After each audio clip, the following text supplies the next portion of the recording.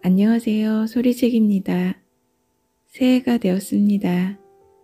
모두 건강하시고 새해에도 좋은 일 많이 생기시길 응원합니다.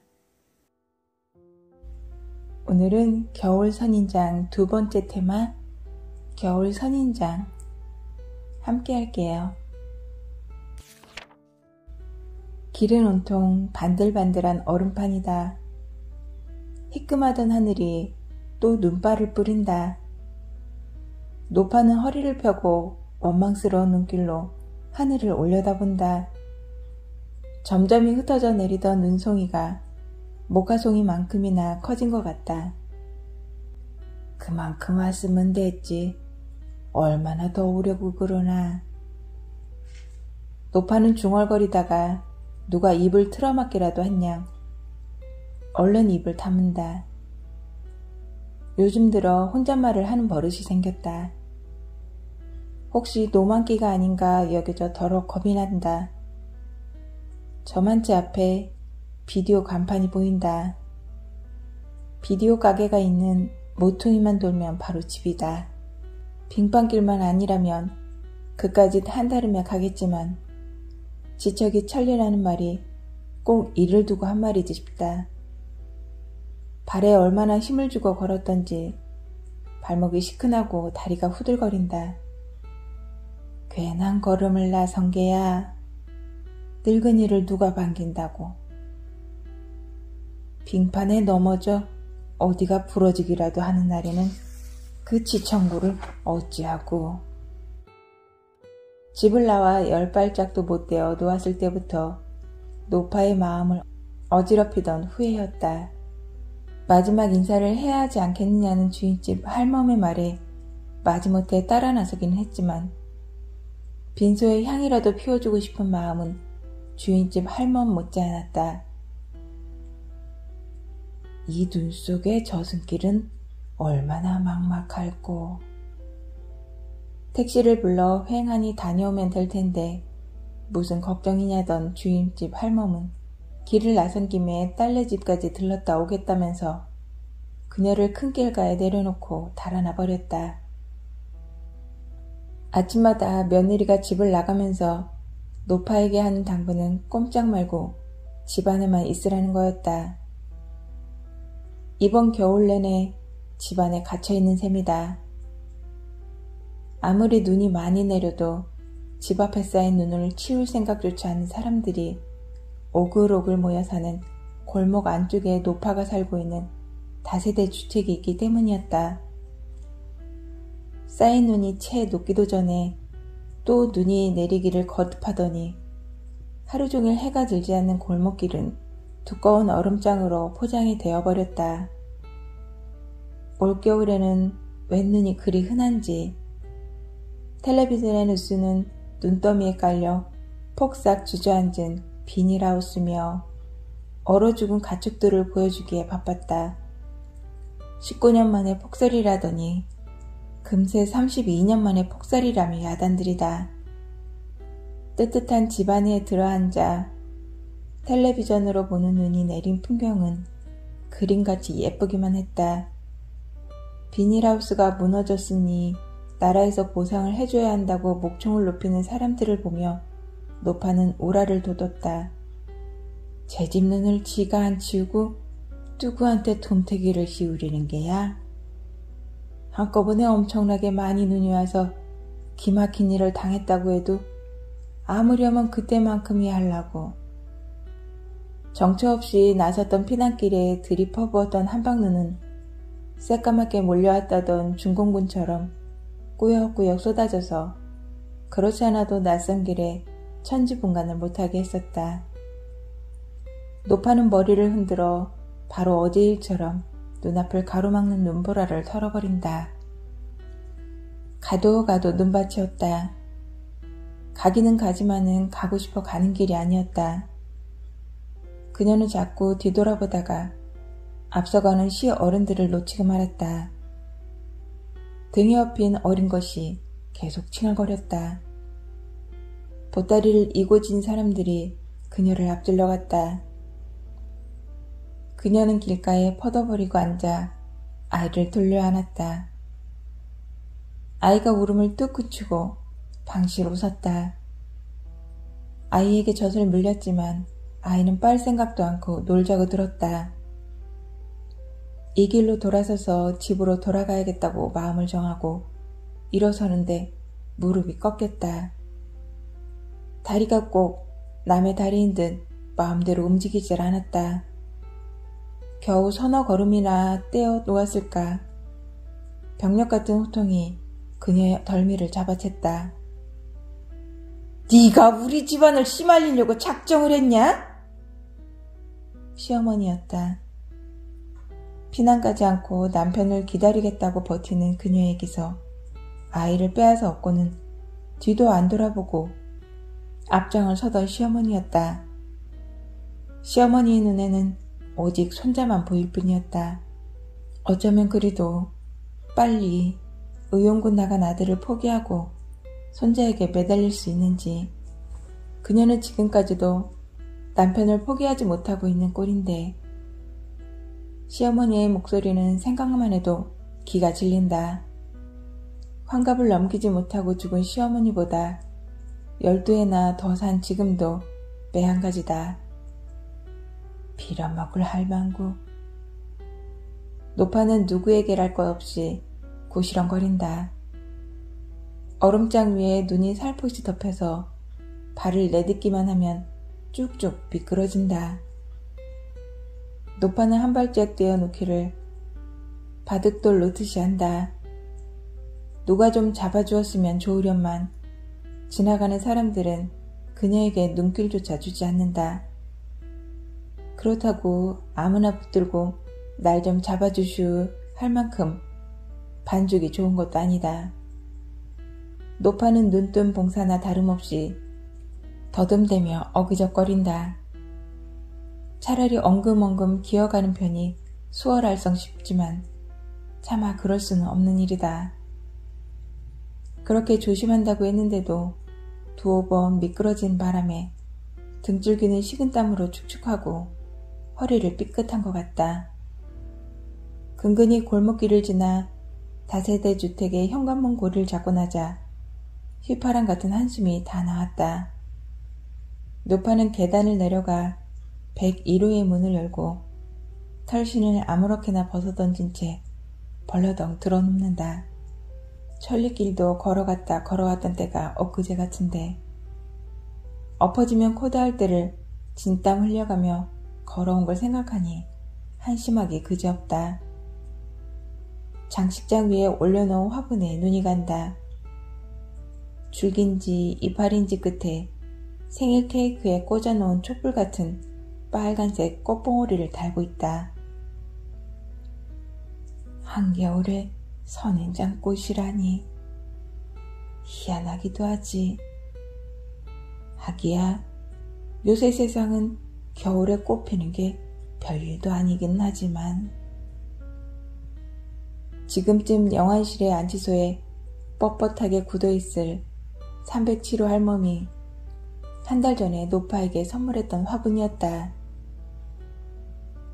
이게 꼬락서니는 이래봬도 아주 이쁜 꽃이 숨어 있어. 그저 삐쩍 마르지 않을 정도로 잊어버릴만 하면 한 번씩 물을 주고 햇볕이나 쬐어주면 요 이파리 끝마다 빨간 꽃이 쏙 나온다니까.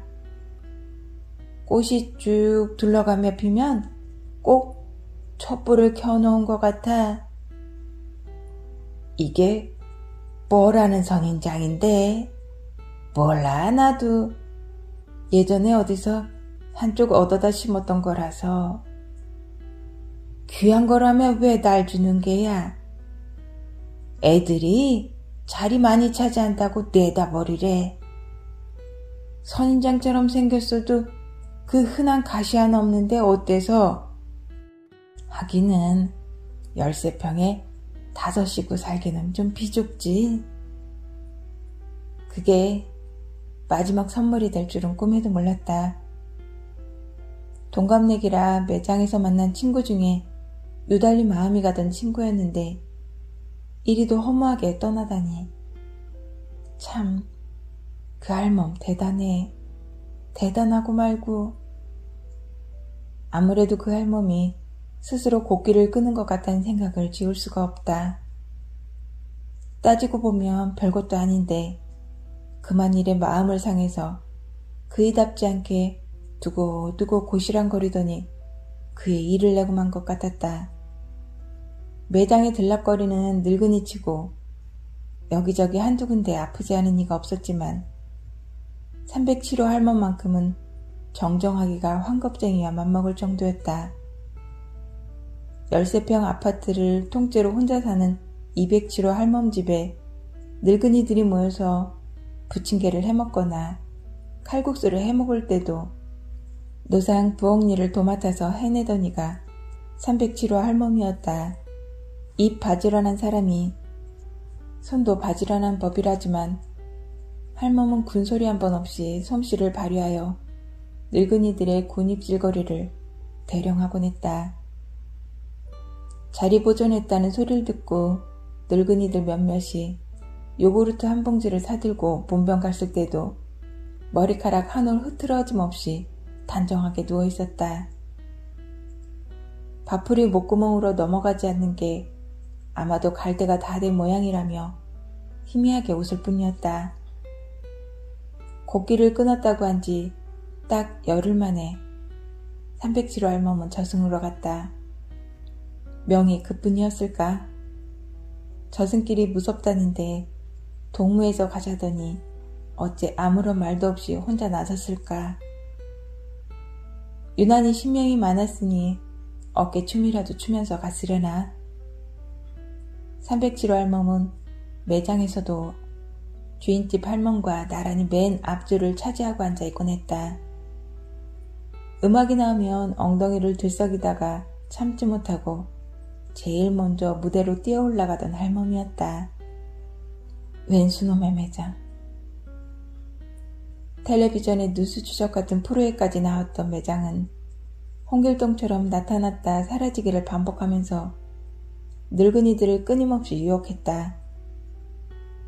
그 중에서도 지난 여름 이 동네에 왔던 제일 아스트라는 100평이 넘는다는 넓은 공간에 대형 에어컨을 3대나 틀어놓아서 30도를 웃돌던 더위를 피한다는 핑계로 늙은이들을 여름 내내 거기서 살다시피 하도록 했다. 세제니 식용유니 가정 필수품에서부터 온갖 건강식품은 말할 것도 없고 시계며 액을 막아준다는 금으로 그린 달마상 열쇠고리에 특수 건강 속옷에다 가전제품까지 매장에서 취급하지 않은 물건은 거의 없었다. 매장에서는 흘러간 노래뿐만 아니라 신식 노래도 신명나게 가르쳐 주었고 실버 에어로빅이라는 새로운 춤까지 가르쳐 주었다. 거기에는 아무리 수줍음을 타는 늙은이라도 함께 일어나 몸을 흔들게 만드는 묘한 매력이 있었다. 무엇보다도 본부장이 어쩌면 그렇게 늙은이들의 가려운 데를 기막히게 알아내서 긁어주는지 늙은이들은 지금까지도 모여 앉기만 하면 서로 질세라 침을 튀겨가며 그의 손짓 하나 눈짓 하나까지 그리워하는 것이었다. 어머니, 오늘도 이 아들의 재롱이 그리워서 허둥지둥 달려오셨죠? 먼저 어머님들께 노래 한 곡을 읽겠습니다. 어머님의 품을 떠나 돌아설 적에 두견새도 울었다오. 나도 울었어. 한바탕 신바람을 일으키며 서너 곡 불러젖힌 본부장은 어머니 하고 가슴이 미어지도록 간절하게 그녀들을 불렀다. 그리고는 한 사람 한 사람 눈을 맞추며 매장 안에 꽉 틀어찬 할머니들을 사로잡는 것이었다. 돈? 돈은 더다 뭐합니까? 손톱이 닳도록 자식들 뒷바라지에서 웬만큼 살게 해놨으면 됐지. 얼마나 더 자식들한테 남겨주려고. 아휴, 그런 구닥다리 놓친 애는 6.25 때 다 죽은 걸로 아는데 아직도 살아있는 사람이 있나? 어머니! 어머니 안녕히 주무셨어요? 하고 문안 인사하는 아들이 몇이나 됩니까? 자, 여기 혼자 사는 어머님들 손 한번 들어보세요. 저런 반이 넘네. 그래, 자식들이 한 달에 몇 번씩이나 어머니를 보러 옵니까? 한 주일에 한 번 오면 큰 효자지. 에라, 인심 썼다. 월급날이면 생활비랍시고 통장으로 돈 10만 원 붙이고는 자식 노릇 다 했다고 입 싹 닦는 아들도 효자축에 넣어주지 뭐. 그나마 손 안 벌리는 것만은 또 어딘데. 자, 그런데 어머님들 행복하십니까? 아니, 어머님들 어디 가셨나? 얼굴이 웃기는 웃는데 왜 찡그리고 웃나? 아이고 허리 아파.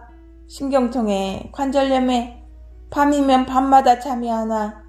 일어났다 앉았다 엎드렸다 뒹굴었다 별짓을 다 해봐도 밤은 또 왜 그리 긴지. 죽은 영감 아무리 불러봐도 소용없고 아들한테 전화해봤자 그만 일로 바쁜 사람 오너라 가느라 한다며 툴툴할 게 뻔하고 어째을까나.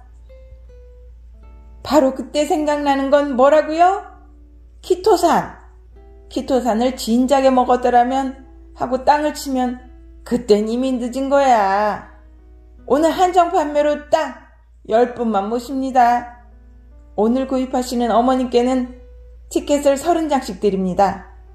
벌써 100장 모아서 압력솥을 타가신 어머니가 15분이에요. 15분. 이제 압력솥이 5개밖에 남지 않았어요. 자, 줄 서세요. 줄. 딱 10분입니다. 존댓말을 했다. 반말을 했다. 가락을 실어 설레발을 치는데 넘어가지 않는 늙은이는 단단히 각오를 했거나 주머니에 동전 한 입 없는 이들뿐이었다. 한 달이 넘도록 잘 참던 307호 할멈이 10번째로 가서 줄을 섰다. 아니, 저 할멈이 왜 저래? 50만 원이면 큰 돈인데 돈이 어딨다고. 마음 같아서는 할멈을 줄에서 끄집어내고 싶었지만 어느새 팡파르가 울리고 무대에서는 덩덕쿵 춤판이 시작되고 있었다.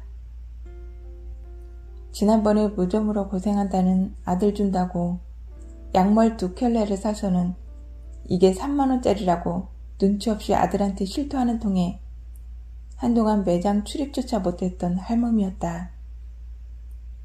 망할 놈의 키토산. 그놈에게 좋다는 바람에 키토산이 들어갔다는 3만원짜리 양말에 5만원짜리 무릎 보호대에 7만원짜리 속바지까지 가당차는 호사를 부렸지만 신경통은 신경통대로 관절은 관절대로 조금도 낫는 기색이 없었던 것이다. 주인집 할멈이 참 신통하더라고 앞에 나가 너울너울 춤까지 추어가며 선전하는데 솔깃해서 며느리 몰래 꽁쳐두었던 쌈짓돈을 덜어 샀던 것인데 주인집 할멈한테는 효과가 있었던 그놈의 키토산이 노파에게는 도무지 신용도 하지 않았다. 주인집 할멈은 매장에서 식사 대접을 받았다. 1등 고객으로 하루에 한 번씩 영화배우처럼 잘생긴 본부장의 넓적한 등에 엎여 둥실둥실 춤을 추며 무대를 한 바퀴 도는 동안 거기 모인 늙은이들의 부러움을 한 몸에 받았을 뿐 아니라 새 상품이 나올 때마다 무턱대고 사서는 앞장서서 선전까지 하느라고 그 멋진 본부장과 무대에 나란히 서서 손잡고 노래를 부르고 춤을 추고 날이면 날마다 환갑 잔칫날 같았던 것이다. 매일 한 가지씩 나눠주는 화장지나 구운 김도 다른 사람보다 갑절로 탔으며 매장이 철수되기 전에 티켓을 500장이나 모아서 김치 냉장고까지 탔다. 매장에 출근하다시피 하는 늙은이들 간에도 미쳤다느니 어쩌느니 하면서 뒷소리를 했지만은 그렇게 마음 놓고 돈을 쓸 수 있는 주인집 할멈을 부러워하지 않는 늙은이는 한 사람도 없는 듯 했다. 그럴만도 한 것이 변호사인 큰아들을 필두로 사자 돌림의 아들이 넷에다가 큰 식당을 한다는 딸까지 있으니 말할 것도 없고, 죽은 영감이 물려준 다세대 주택에서 나오는 월세만으로도 얼마든지 의지되며 살 수 있을 것이었다. 그렇지만 늙은이들 간의 인지로 치자면 307호를 따라잡을 수 없었다.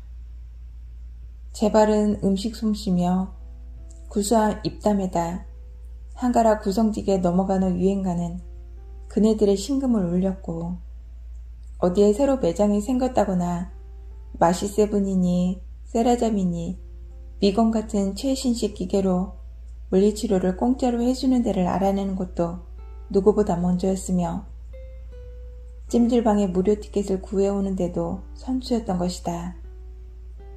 그러니 무슨 재미난 일이 없을까 싶을 때 의뢰 바라보게 되는 이가 307호 할멈이었음은 자연스러운 귀결이었다. 307호는 그런 늙은이들의 기대를 한 번도 저버리지 않았다. 늙은이들끼리 무료하게 둘러앉아 어깨가 쑤시네, 등이 결리네 하고 궁상을 떨다가도 307호가 들어서면 금세 활기를 찾곤 했다. 그녀는 별것도 아닌 얘기를 가지고도 늙은이들을 웃음바다로 몰고 가는 재간이 있었다. 잘 산다는 작은 아들네서 편히 모시겠다는 것도 마다하고, 가난한 큰 아들네서 살았던 것은 고생하는 며느리의 수고를 조금이라도 덜어줄 요량이었던 것이다.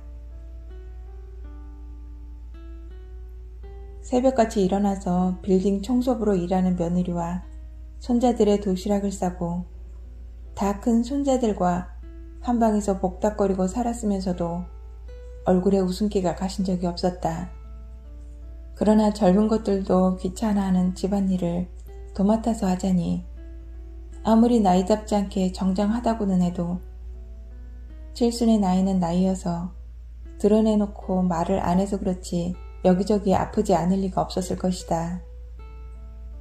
307호는 남들이라고 다 사는 걸 그거 하나 못 사고 허구한 날 맨 앞에 앉아 촐싹거리기만 하는 것도 눈치가 보였을 것이고, 무엇보다도 거기 앉은 늙은이들 누구나가 소원하는 본부장의 넓적한 등에 엎여 들썩거리며 춤을 추고 싶은 마음을 어쩌지 못해 앞뒤 죄보지도 않고 덜컥 키토산을 샀을 것이다. 내남없이 제몸 위하자고 정체불명의 약을 덥석덥석 사들이는 늙은이들을 좋아할 자식들은 한 명도 없었다. 307호는 그걸 가지고 아들이 몇 마디 한 것을 그토록 섭섭해했다. 평소에 그 일 같으면 저도 늙어보면 알 테지, 안 늙는 장사 있어? 하고 대수롭지 않게 넘어갔을 터인데, 그리 되려고 그랬는지 두고 마음을 풀지 못하고 웅크리고 있더니 그의 숟가락을 놓아버리고 말았던 것이다. 자식들 앞에서는 어서 죽어야지 하고 입버릇처럼 중얼거리는 늙은이들도 끼리끼리 모여 앉았을 때는 빈말이라도 그런 말은 하지 않았다. 아니, 이 좋은 세상에 먼저 가는 놈만 억울하다는 소리를 아예 내놓고 하는 축들이 더 많았다. 노파는 이런 말도 저런 말도 하지 않았다. 이제까지 살아온 것에 비추어 보면 앞으로도 무슨 대단한 영화가 있을 것 같지는 않지만, 그렇다고 늙은 몸을 구구하게 이끌고 혼자 된 며느리에게 얹혀 사는 나날이 행복하기만 한 것은 아니어서 이제라도 그만 팍 죽어버리고 싶은 마음이 불쑥불쑥 솟구치고는 했다.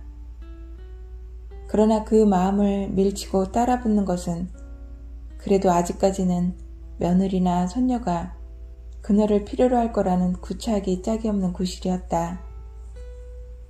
개똥밭에 뒹굴어도 이승이 좋다더라는 옛말을 믿어서가 아니라 단 한 번이라도 좋으니 남편을 만나보았으면 하는 평생 동안 그녀의 속에 단단히 뭉쳐있는 간절한 소망이 그녀에게 삶의 끈을 놓지 못하게 하는지도 몰랐다.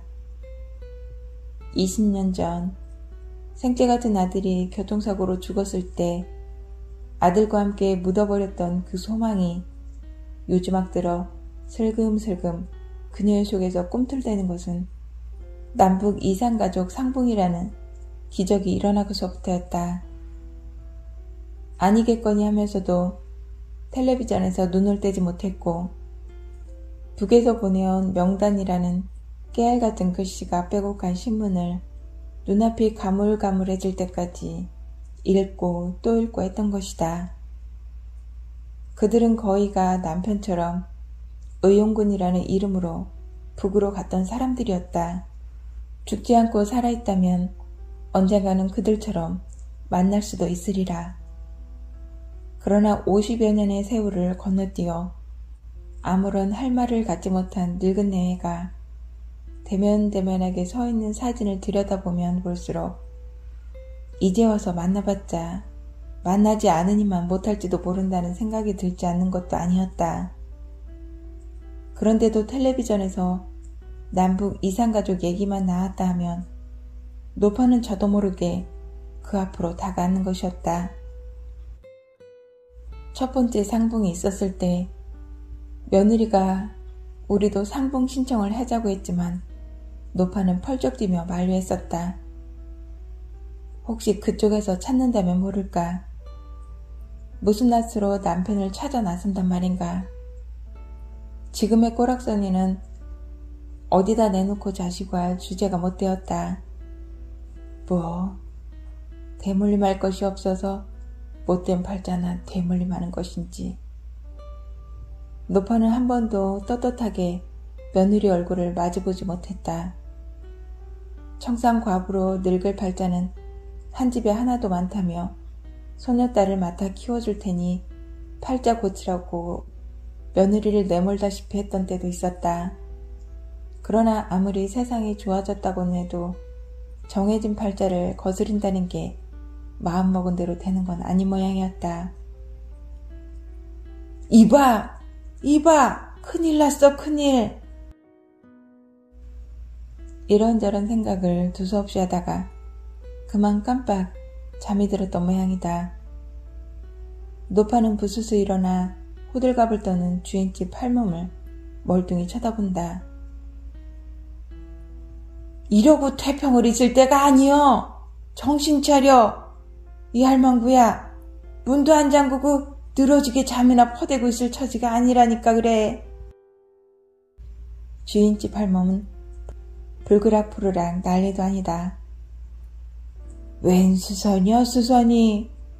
난리라도 났대? 지금 이렇게 한가할 때가 아니라니까 그러네. 이 집 며느리 바람났어. 바람났다고. 무슨 소리를 하는 게야. 어디서 뭘 보고 와서 헛소리를 했어?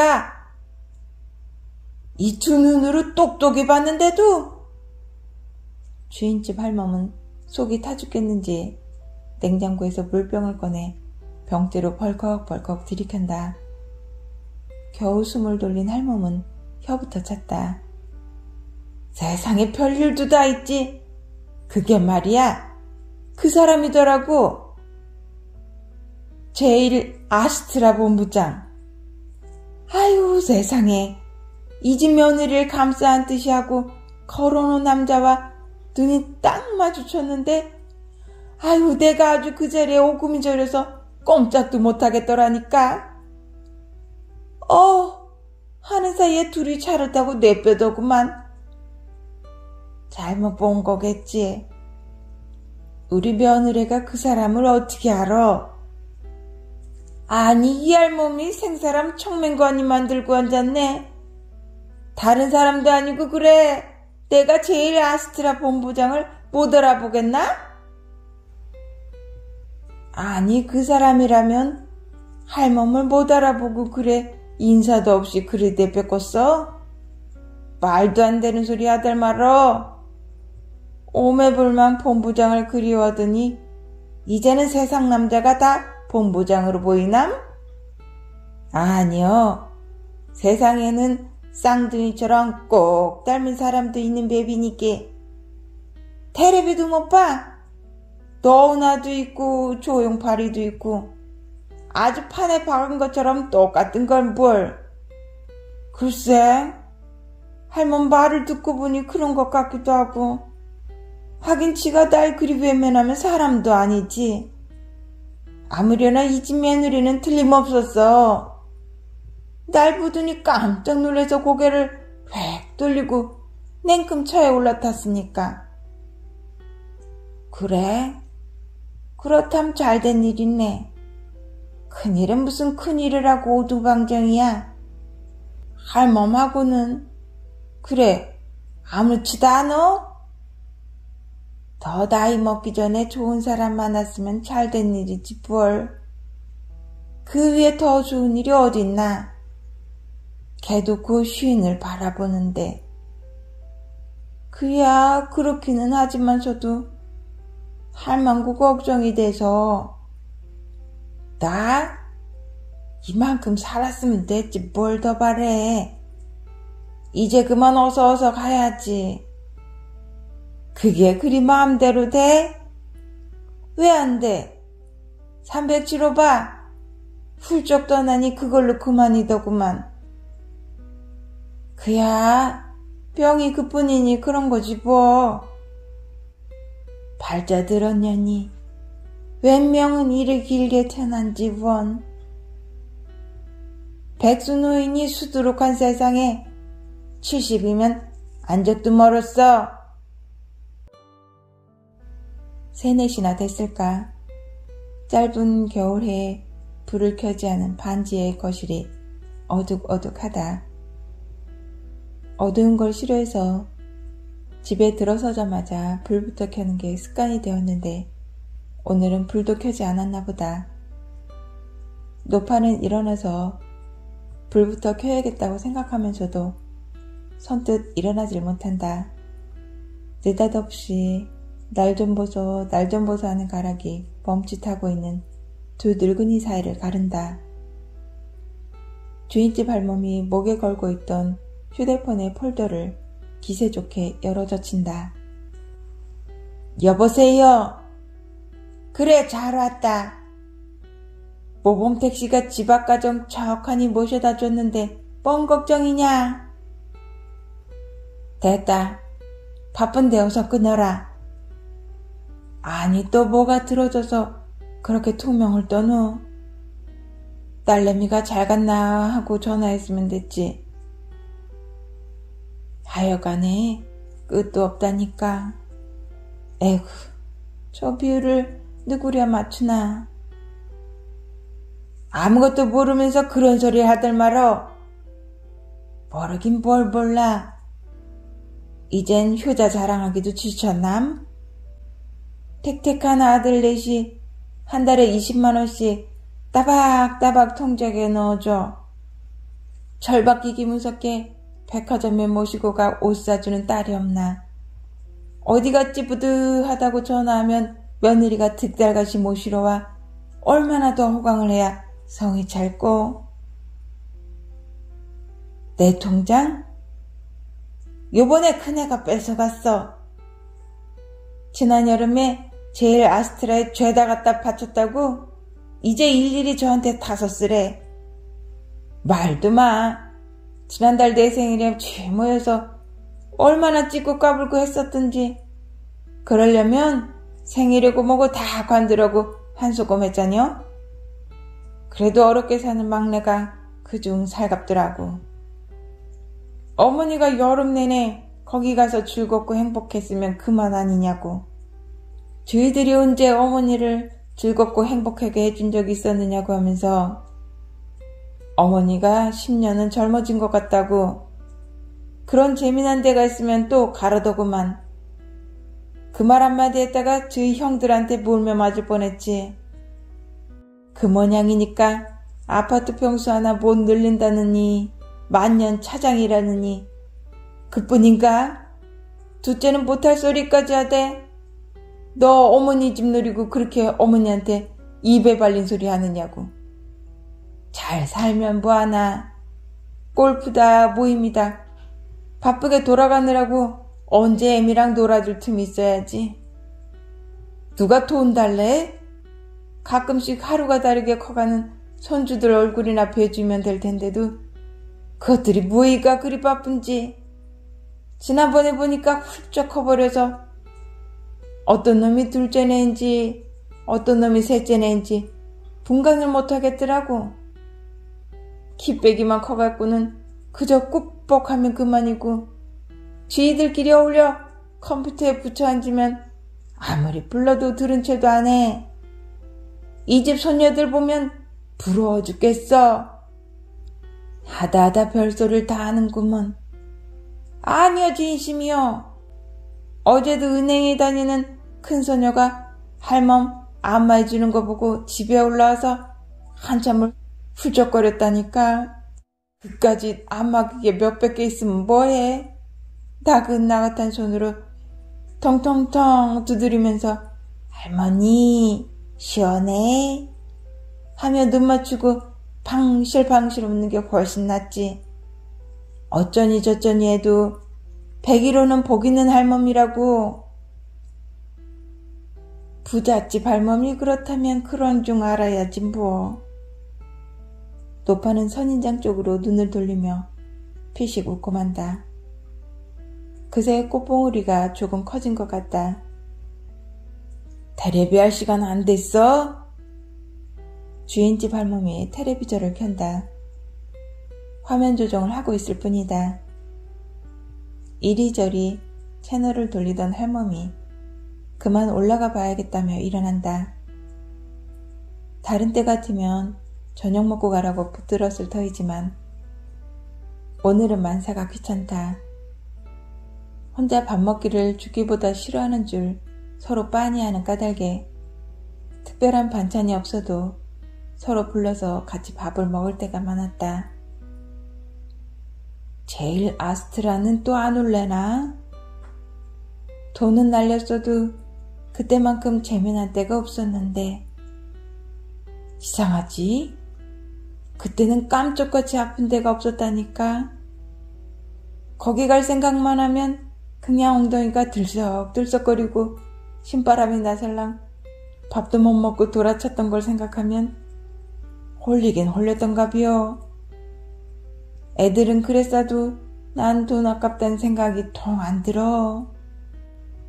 그렇게 혼찌검이 나고도 아직 정신을 못 차렸구먼. 에구에구 사돈 나 안 말하네. 101호도 쌈짓돈 다 털렸지? 나야 뭐 털리고 자시고 할 거나 있나. 말을 안 해서 그렇지 그때 거기 드나들었던 늙은이 치고 1,200만 원은 털리지 않은 이가 없었을 터였다. 돈은 뻔히 뜨고 바가지를 흠빡 썼으면서도 무슨 활수나 되는 것처럼 한여름 한바탕 잘 놀았다고 대수롭지 않게 여기게 된 것 역시 본부장의 단수 높은 판매 전략 때문이었는지도 모른다. 자기가 어머니들 덕분에 회사에서 판매형이 되었다면서 그 상금을 걸판지게 한턱을 냈던 것이다. 본부장은 많이 팔아준 늙은이나 적게 팔아준 늙은이나 가리지 않고 관광버스 5대에 늙은이들을 몽땅 싣고 설악산으로 배감 온천으로 2박 3일 동안 그야말로 끝내주게 놀린 다음 매장을 철수했다. 어서 눈이 녹아야 세라젬이라도 갈 텐데 이런 징역살이가 따로 없다니까. 나 가네. 주인집 할멈이 가고 나니 참았던 벌떡증이 올라온다. 행안이 나가 바람이라도 쐬고 오면 가라앉으련만 날이 저문 뒤에 바깥 출입은 상상도 못할 일이다. 노파는 문이란 문은 다 열어젖히고 불이란 불은 다 켠다. 공연히 장식장 위에 얹어놓은 화분을 들었다 놓았다 해보지만 달리 어디다 둘 때도 마땅치 않다. 또 한바탕 광풍이 지나갈 텐데 다 늙어서 견뎌낼 수 있을는지 모르겠다. 벌써 몇 년째인가. 지질이 복도 없는 년. 며느리는 장사수완에 있어서 마음 잡고 열심히 하기만 하면 돈은 꽤 만졌다. 그러나 전셋거리라도 모여서 샘평이 편다 싶으면 누군가의 꿰매 빠져 밖으로 나돌았다. 인물값을 하느라고 그러는지 팔자가 그래서 그런 건지 이번에는 재혼을 하는가 보다 하면 돈만 쓸어놓고 다시 제자리로 돌아오곤 했다. 노파는 아들 하나만 바라보고 살아왔던 젊은 날이 하도 속절없어서 며느리만큼은 팔자를 고쳐서 잘 살기를 바랐다. 그러나 그것은 마음대로 되어주지 않았다. 저도 이제 산전수전 겪을 만큼 겪었으니 사람 보는 눈이 생겼을 만도 한데 도무지 믿음이 가질 않는다. 주인집 할멈이 제대로 본 거라면 이번에도 애전에게 글러먹었다. 그렇게 사람 볼 줄을 모르는가. 어디서 천하의 사기꾼같이 겉만 번지르르 한 놈한테 눈이 멀어가지고 아니겠지. 본부장이었으면 다른 사람도 아닌 주인집 할멈을 그렇게 모르쇠 할 리가 있나. 어쩌면 이번에는 제대로 짝을 만났을지도 모른다. 머지않아 손녀들도 짝을 찾아 떠날 테고 노파는 혼자 남겨질 것이다. 그동안 서로 의지하고 살았다고는 해도 시어미는 시어미일 따름이다. 하기는 자식들이 짱짱한 늙은이들도 혼자 사는 이들이 타반이다. 다시 시장 바닥으로 나서야 할는지도 모르겠다. 아직은 수족이 쓸만하니 시장 한 귀퉁이에 늙은이 하나쯤 비집고 앉는다고 누가 밀어내기 하겠는가. 하다못해 쪽파를 다듬어 팔더라도 입에 풀칠은 할 수 있을 것이다. 아들 하나 가르쳐보겠다고 해보지 않은 장사가 없었다.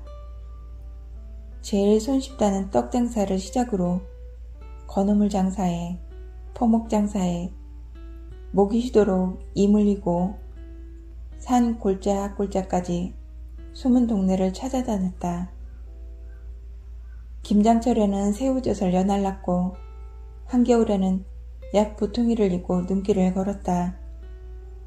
내신이나 활명수, 금계랍, 도교학의 기응한 따위였지만 눈 덮인 산골에서는 귀한 대접을 받았다. 젊으나 젊은 것이 보따리 장소로 떠돌자니 여간한 결심이 아니고는 하루하루를 버티기가 고역이었다. 날이 저물기 전에 잠자리부터 말을 해놔야 했다. 대개는 인심후한 할머니들이 자리를 내주어 하룻밤 묵어가게 했지만 그도 안 되어 내외가 사는 윗방에서 어렵사리 새우잠을 청할 때면 아랫방에서 들려오는 다정한 소리에 후끈 달아오르는 몸을 뒤척여야 했고 어떻게 해보자고 덤벼드는 불황당을 피해 보퉁이도 내버리고 산길을 내달려온 적도 있었다. 약 도매상의 주인 영감이 은근히 처부려 들여앉혔으면 했을 때는 슬그머니 주저앉아 버리고도 싶었다. 그러나 곧 통일이 될 거라고 했다. 라디오에서는 우리의 소원은 통일이라고 날이면 날마다 노래했고 아들의 소원도 그녀의 소원도 오직 통일이었다. 통일이 되면 그날이 오면 남편은 돌아올 것이다. 점쟁이마다 남편이 살아있다고 했다. 행여나 간첩이 되어서라도 내려오려는가. 그녀는 금시라도 남편이 삽장문을 밀고 들어오는 환영을 아는 채 청춘을 남겼다. 지금까지 호적에는 남편이 버젓이 살아있다. 예전에 아들이 실종신고를 해서 호적을 깨끗이 해놓자고 했지만 내키지가 않아 인양 입대껏 그대로 지내왔다. 열아홉에 시집와서 그 이듬해 아들을 낳았고 아들이 100일도 되기 전에 남편은 갔다. 1년 남짓이나 같이 산 것일까? 지금 만난다 해도 서로 알아볼 수나 있을는지 모르겠다. 만약에 살아있다면 그쪽에서 새 장가를 갔을 터인데 그쪽 세월은 50년이요. 이쪽은 1년 남짓이니 살아있다고 해도 남쪽의 아내를 찾아 나서지 않을 것이다. 그렇다면 나는 뭔가 노파는 한평생이 꼭 허방다리를 짚은 것 같다는 생각이 든다. 그 시절에는 다들 그렇게 살았다고는 해도 아들이 살아있다면 이토록 허망하지는 않을 것이다. 아들, 아까운 내 아들, 근동에서 수제라고 뜨르르 했던 잘난 내 아들. 아들의 얼굴만 떠올리면 밤길도 무섭지 않았고 고개를 짓누르는 곡식자루도 무겁지 않았다. 아들이 서울에서도 제일 가는 대학을 나와서 번듯한 직장을 잡고 장가들어 손녀까지 턱하니 안겨줬을 때 이제 고생은 끝이구나 싶었다. 작은 소녀를 봤을 때는 조금 섭섭했지만 입도 뻥끗하지 않았다. 행여 마가 낄까봐 쓴소리 한 번을 안고 조심조심 했는데 야속한 하늘은 아들마저 데려갔던 것이다. 아들이 죽었을 때 노파는 겁한 죽은 목숨이었다. 곧 죽을 것 같더니 어느새 20년이나 살았다. 질긴 목숨이다. 노파는 초인종 소리에 화들짝 놀란다.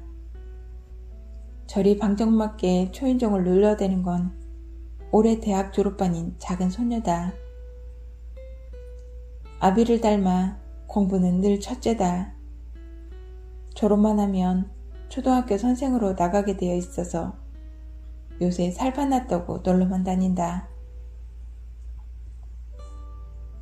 할머니 다녀왔습니다. 짠! 눈을 흠뻑 뒤집어 쓴 손녀가 주먹만한 눈덩이를 노파의 코앞에 들이민다. 이그 저리 치워. 눈이라면 지긋지긋해.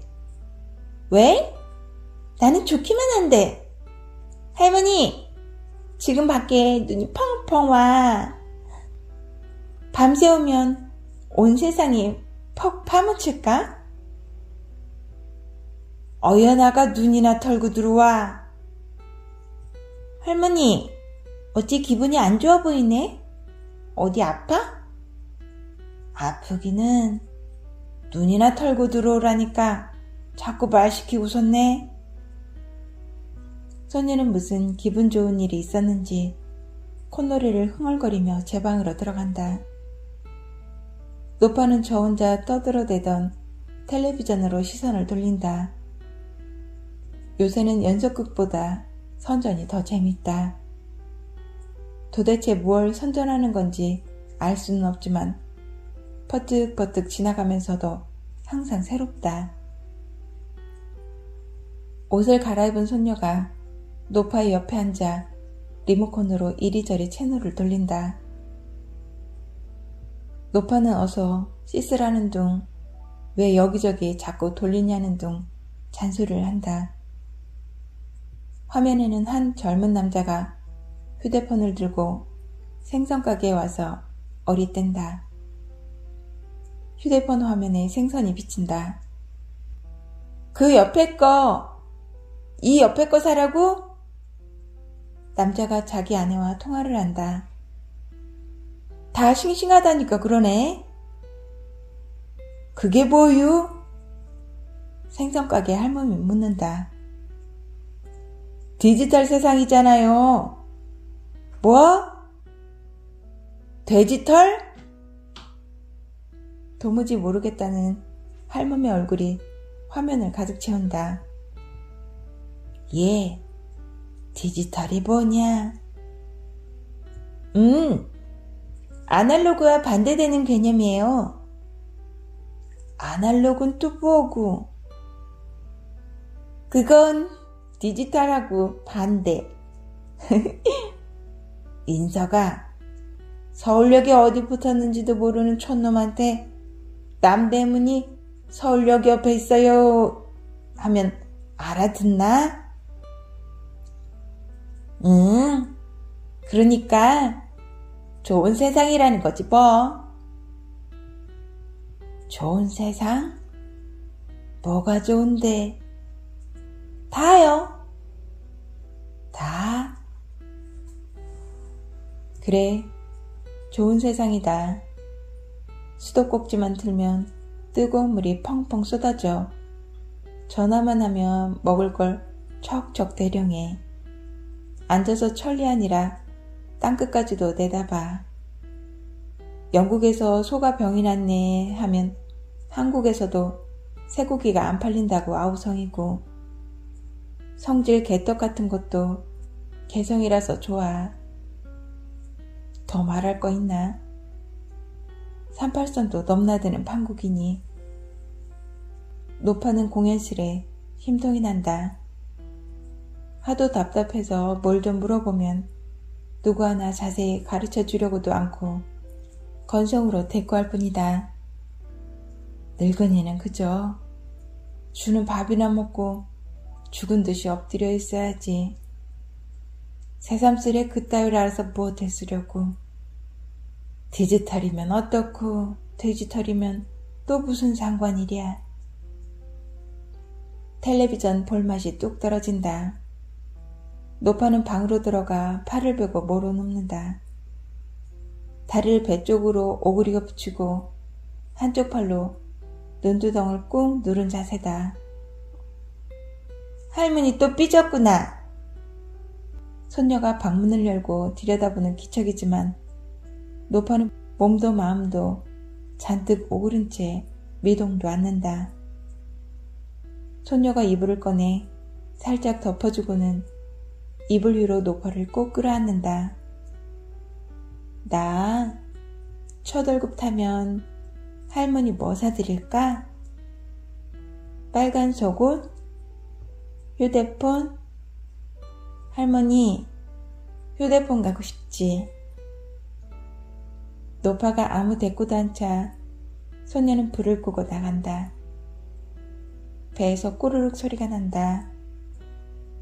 낮에 초상집에서 시뻘건 기름이 둥둥 떠있는 육개장에다 홍어회니 북어찜이니 초상집마다 거의 똑같이 내놓는 음식상을 받았지만 주민등록 사진을 확대해서 영정으로 썼는지 307호 할멈의 허옇게 부푼 얼굴이 자꾸 눈에 밟혀서 한술 뜨는 둥 마는 둥 하고 일어나 나왔던 것이다.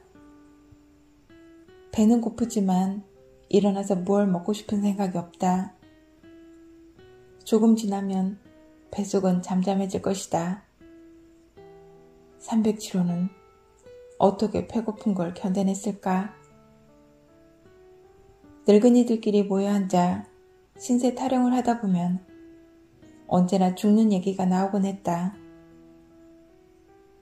하기 쉬운 말로 열흘만 굶으면 바로 저승문인데 구질구질하게 사느니 한 열흘 입만 꾹 다물고 있으면 간단하다고들 했다. 그러나 그건 괜히 내세우는 자존심일 뿐이었고 대기는 아프지 말고 자다가 그림같이 죽기를 소원했다. 말은 그렇게 했지만 한편으로는 잠자리에 들 때마다 내일 아침에 눈을 뜰 수 있을까 하는 두려움이 노파를 옥죄어서 뒤척이는 밤이 많았다. 노파는 이대로 잠이 들어서 영원히 눈을 뜨지 말았으면 좋겠다고 생각한다. 꽃상에다 온통 흰 꽃으로 뒤발을 한 꽃상여가 사뿐사뿐 나는 듯이 산모퉁이를 돌아간다. 꽃상여가 지나가는 골목마다 흰 조팝꽃이 무더기 피어난다. 아니, 그윽한 향기로 보아 찔레꽃인가 보다. 찔레꽃뿐 아니라 눈길이 가는 곳마다 풀꽃들이 피어난다.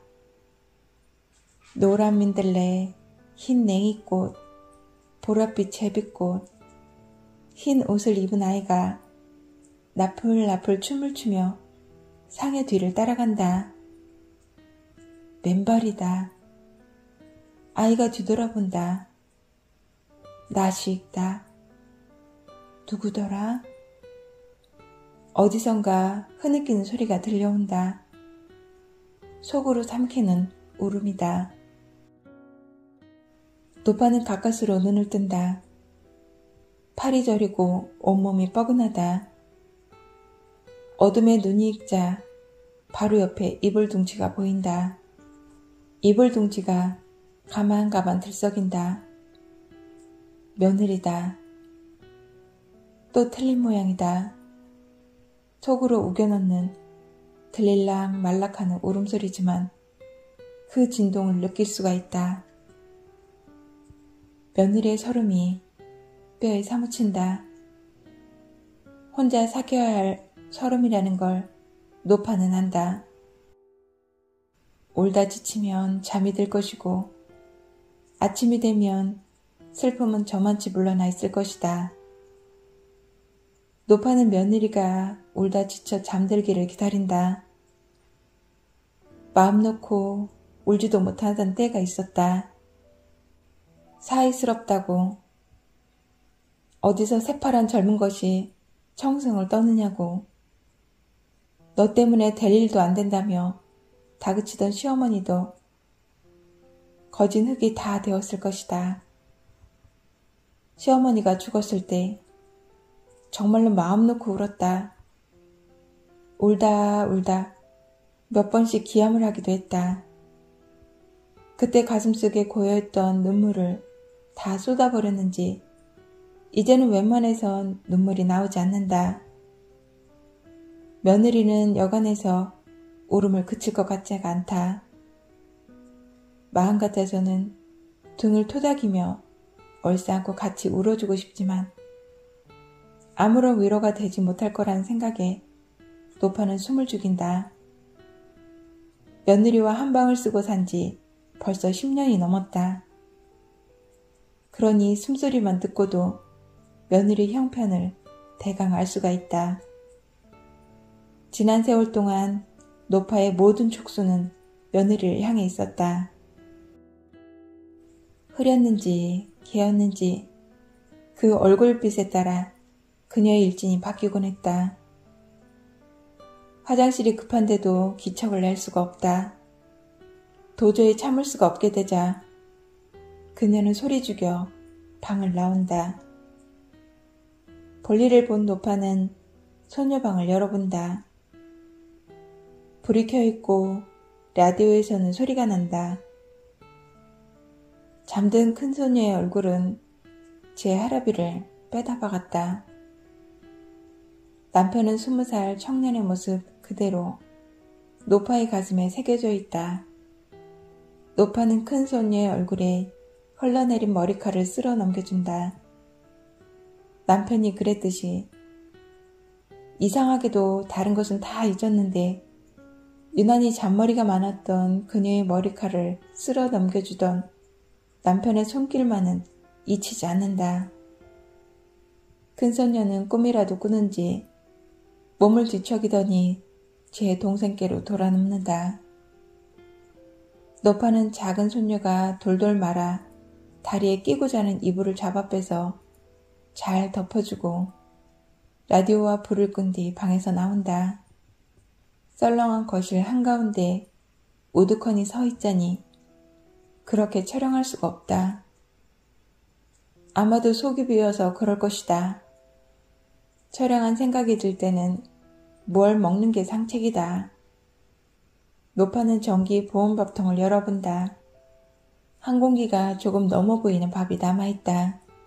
그녀는 전기 코드를 빼고는 밥통째 끌어안고 밥통 안에 있던 주걱으로 밥을 떠먹는다. 왼밥이 목에 걸린다. 물에 말아 먹어야겠다. 그녀는 냉장고에서 물병을 꺼내고 김치 보시기를 꺼내다가 그만 떨어뜨리고 만다. 그 소리에 그녀는 기겁을 하고 주저앉는다. 가만히 귀를 기울여 보지만 아무런 기척이 없다. 아무도 못 들은 모양이다. 한 숟갈 맛을 본 배에서 회가 동하는지 야단이 났다. 그녀는 밥에 물을 부어 한 숟갈 푹 뜬 다음 그 위에 손가락으로 쭉쭉 찢은 배추김치 한 가닥을 척 걸쳐서 우적우적 씹는다. 아주 꿀맛이다. 어머니, 이 밤중에 거기서 뭐 하세요? 며느리가 어느 결에 나와섰다. 노파는 엉겹결에 밥통 뚜껑을 탁 닫고 수치미를 뗀다. 나? 아무 짓도 안 했다. 벽시계가 3시를 친다. 시계 소리에 놀란 선인장의 꽃봉오리가 배시시 벌어진다.